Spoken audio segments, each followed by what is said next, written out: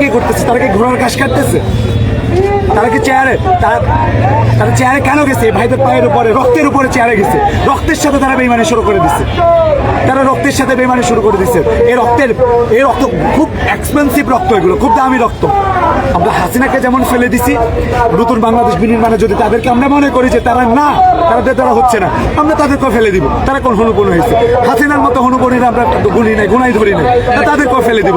নতুন কাউরে আমরা জায়গায় নিয়ে আসবো, করতে না ভাবে দাবি দেওয়া না। এখানে দাবি কি, আমরা নতুন বাংলাদেশ বিনির্মাণ করছি, আমাদের বাংলাদেশ 2.0 হয়েছে, এখন আবার আমাদের দাবি দেওয়া নিয়ে আসতে হবে। আমার ভাইয়েরা এখানে যুদ্ধাহত, আজকে 3 মাস হয়ে গেল, তাদের এখনো পূর্ণাঙ্গ বন্দোবস্ত হয় না। চিকিৎসার ন্যূনতম অধিকার, চিকিৎসাটা তারা নিশ্চিত করতে পারে না। এখন পর্যন্ত এসে শোনা লাগতেছে যে আমার ভাইয়ের হাত ইম্পোর্টেশন করবে, হাত কেটে ফেলা হবে। তাহলে চিকিৎসা, এমন কি চিকিৎসা দিল যে এখন এসে শোনা লাগতেছে আমার ভাইয়ের হাত কেটে ফেলা লাগবে। আজকে যে বিব্রতকর পরিস্থিতির স্বাস্থ্য উপদেষ্টা ফেলে দিল এখানে যে উনি আসলো, সমস্ত রোগীদেরকে তিনি দেখলেন না। মানে একটা হসপিটালে আসছে, তো ওখানে এসে তো সমস্ত রোগীদেরকে দেখবেন, সবাইকে না দেখে কিছু কয়েকজনকে, হাতে গোনা কয়েকজনকে দেখে তিনি ফিরে যাচ্ছেন। ফিরে যাওয়ার পরে এখানে একটা বড় ধরনের একটা বিব্রতকর পরিস্থিতি তৈরি হয়ে গেছে। উনিও বিব্রতকর, আমরাও বিব্রতকর, কিন্তু ফেলছে উনি, ক্রিয়েশন তৈরি করছে উনি আজকে এখানে আহতদের সাথে যে বিহেভিয়ারটা দিচ্ছেন, এটা ছেলেদের দোষ থাকতে পারে, কিন্তু কেন তারা হলো এভাবে হাইপার হয়ে গেল? আহতরা কিভাবে এভাবে হাইপার হয়ে গেছে, কেন, কোন কারণে? এর উত্তরটা কে দিবে? উনি আসছেন, সবাই তো দেখতে হবে। এখন পরবর্তীতে যখন একটা বিন্দু থেকে সিন্ধু হয়, ওই বিন্দুটা উনি তৈরি করে দিচ্ছে। উনি যখন বিন্দুটা তৈরি করে দিচ্ছে, উপদেষ্টা মহোদয়, স্বাস্থ্য উপদেষ্টা মহোদয়, এখন আহতরা রাজপথে চলে আসছে। আজকে এতদিন কেন রাস্তায় আসতে হবে? সে ন্যূনতম চিকিৎসা, তার ভবিষ্যৎ জিন্দেগি, তার পরিবার, ফ্যামিলি, যে শিক্ষার্থী আছে তার পড়াশোনা। এখন এসে আমাকে এসে বলতেছে, ভাই রাষ্ট্র তো ঘোষণা দিচ্ছে যে আহতদের বেতনগুলো মওকুফ করা হবে, সেটা কিভাবে? সের উত্তর তো আমার কাছে নাই। রাষ্ট্র সেটা বলছে, রাষ্ট্র সেটা জবাব দিতে পারবে। আহতের ফ্যামিলিগুলো কিভাবে চলতেছে, তাদের ওষুধটা কিভাবে কিনতেছে, সেটা কেউ জানে না। বারবার জুলাই ফাউন্ডেশন দেখানো হচ্ছে। আজকে 3 মাস হয়ে গেছে, আমরা আহত এবং শহীদদের একটা লিস্ট পাইনি। জুলাই ফাউন্ডেশনটাকে তাদের ভাষায় তারা সাহায্য করতেছে, তারা দান করতেছে তাদের ভাষায়। এটার আমি প্রতিবাদ জানাই। দানের জন্য এরা আহত হয় নাই, কিন্তু তাদের ভাষায় এই দান কয়জনে পাইছে? হাতে গোনা হয়তো 300 জন। আজকে 3 মাসে 300 জন, এটা কেমন কথা? 3 মাসে 300 জন কেমন? এদের এখনো ভয়েস রেজ করা লাগে, এখনো কথা বলা লাগতেছে।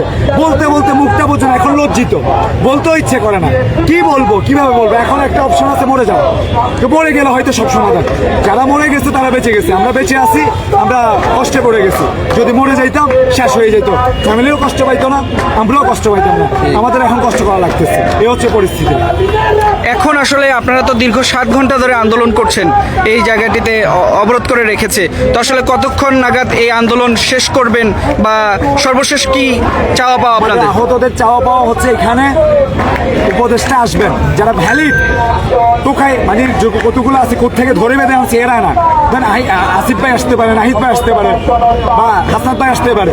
এরা এসে এদের সাথে কোঅপারেট করবে, কথা বলবে, এদের কাছে জানবে, তারপরে ইমিডিয়েট অ্যাকশন নিবে। আর মূলা টুলা না, অনেক মূলা দেখানো হয়েছে। আমার ভাইদেরকে বারবার ওদের সাথে এই সিরুমে আর কত কথা বারবার নিয়ে যাচ্ছে, তোমরা আন্দোলন করিও না, তোমরা ওইটা করিও না। আমাদেরকে তো আজকে আমরা কোনো প্রি প্ল্যান কিছুই ছিল না। উপদেষ্টা মহোদয় আসছে, উনি একটা বিব্রতকর পরিস্থিতি তৈরি করছে। এরপরে আহত ছাত্র জনতা মিলে রাস্তায় নেমে পড়ছে, এবং এই আমাদের সাথে, আমাদের যারা নতুন বাংলাদেশে ধারণ করে, তারা আমাদের সাথে একত্রতা ঘোষণা করছে। যে এখনো কেন আমরা তো পারো, আবার কেউ বলতে প্যাট্রোনাইজ। আমি তাদেরকে চ্যালেঞ্জ করতে চাই, ভাই আমি চিকিৎসা পাই না, আমার কি প্যাট্রোনাইজ রে ভাই? আমি ক্ষুধার্ত, আমি খাবার চাই, আমি এটা বলা কি প্যাট্রোনাইজ করে না? তো প্যাট্রোনাইজ করে না।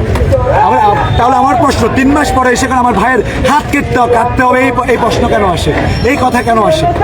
আমরা আহতদের পাশে ব্যাগ, রক্ত জোগাড় করছি, ওইটা জোগাড় করছি, সব কিছু ম্যানেজ করতেছি আমরা। তো তারা কি করতেছে? তারা কি ঘোড়ার ঘাস কাটতেছে?